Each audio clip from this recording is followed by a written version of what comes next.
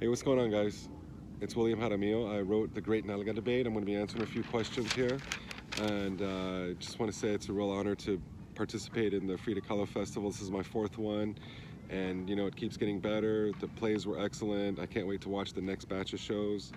And just thank you so much for the kind words and the thoughts and questions. Here we go. This is from Hazel of Ilo, which was excellent. The string, it was really poetic, and I don't know, it scratches me where I itch. I like that.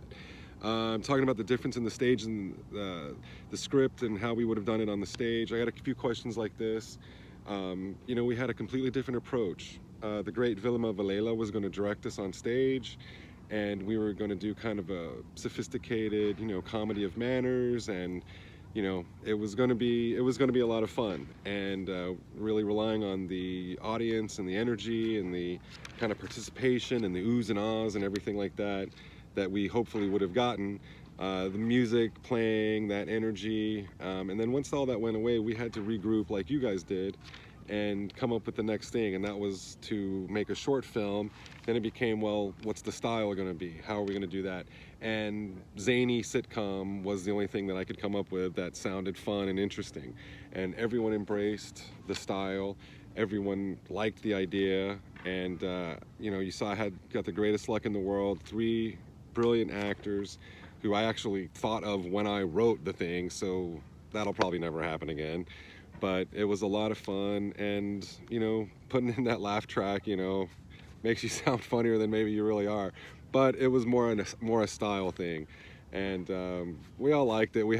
This was an amazing time making it. I hope that comes through when you watch it, and so yeah, it would have been way different on stage, but that will only exist in our minds.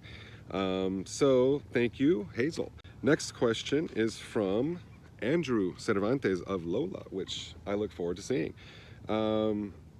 Asking about why was it set in Olivera Street, and that's basically, I just love Olivera Street. It was going to be set on, the play was going to be set there. When we changed to the film, we couldn't film there. We looked into it, but just complications, and then it rained every day for a month, if you guys remember. And so that couldn't happen. And so it became a place where there's flavor of Olivera Street and just some kind of an art show, a music show, a cultural kind of thing. And we were lucky to find a spot in Boyle Heights that had that flair and flavor that we were looking for.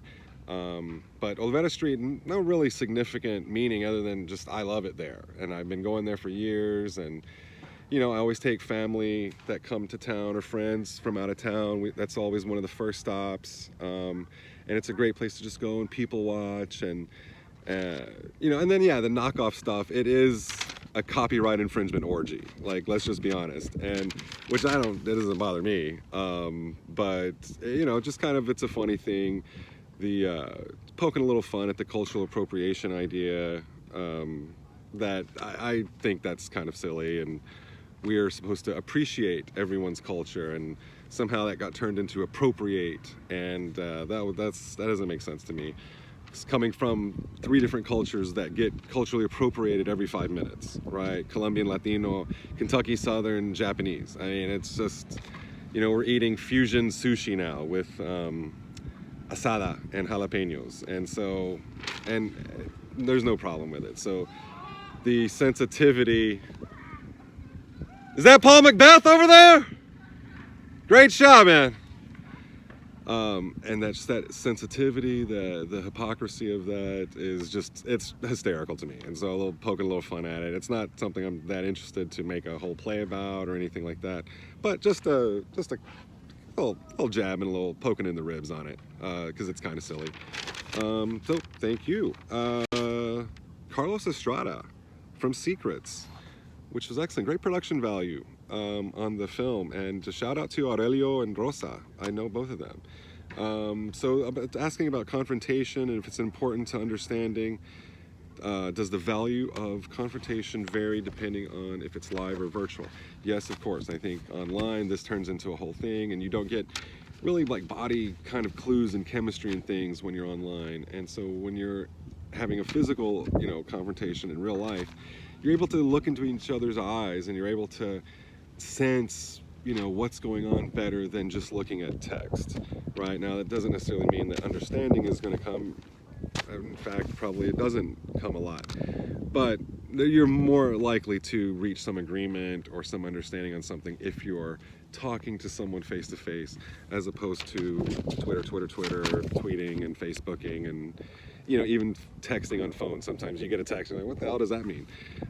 Because it's like out of context and what's going on. So, but that's it. Thank you so much for the questions. They were excellent. And I look forward to the rest of the shows, and just bless everyone. Thank you so much. Bye-bye.